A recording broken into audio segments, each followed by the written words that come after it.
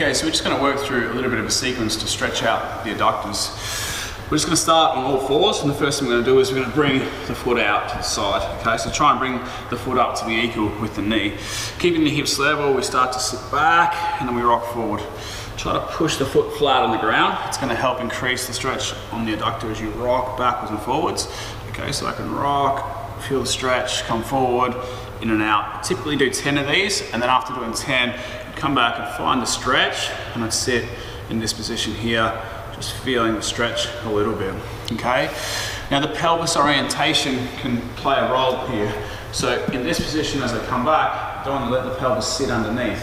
I want to be trying to arch the back a little bit, come down with that stretch. I'm going to get a better stretch this way than I will this way. So think about arching the back as you go down. So we'll obviously do that on both sides, 10 reps, 30-second hold. Then what we're going to do, you might need some ab mats for this, just depending on how hard the floor is. But we're going to start to bring the knees out as wide as you can, and we turn the toes out, so it's more of sort of like a frog position. And now I'm going to rock back and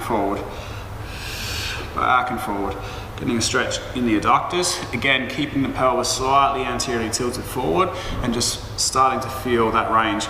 After doing 10 reps, again, I'll just hang out in this position, hold for roughly 30 seconds again.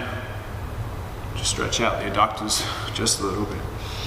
Once I've done that, I'm going to start to move into some Cossack squats. So in this instance, I'm going to keep the toes pointing forward, okay? We can do Cossacks in a lot of different ways, but if I can keep the feet pointing this way, it's going to target a little bit more of the adductor, whereas if I start to turn the toe up, I'm going to get a little bit more of the hamstring. So just in this position, and as I go down, I'm sort of pushing wide, trying to feel the stretch in here, and then I'm going to just come back and sit in like a horse stance, torso upright, and then I'll come across into the other side, sitting down, feeling the stretch in here just a little bit, come back up, torso upright, horse stance, knees out, and then come across to the other side again as we go.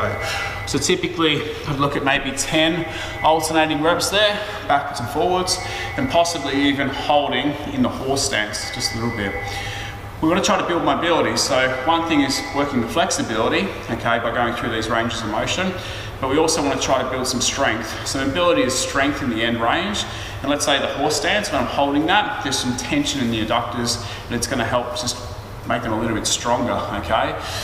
So they're a good little way to improve the mobility of the adductors, and just work through this sequence a few times a week. It will really help. If the adductors are really tight, they can inhibit the ability for your glutes to contract. So tight adductors can internally rotate the hip, it can prevent the external rotation, which will affect your deadlift and your squat, and lots of other movements in the gym as well. So spend some time stretching out those adductors.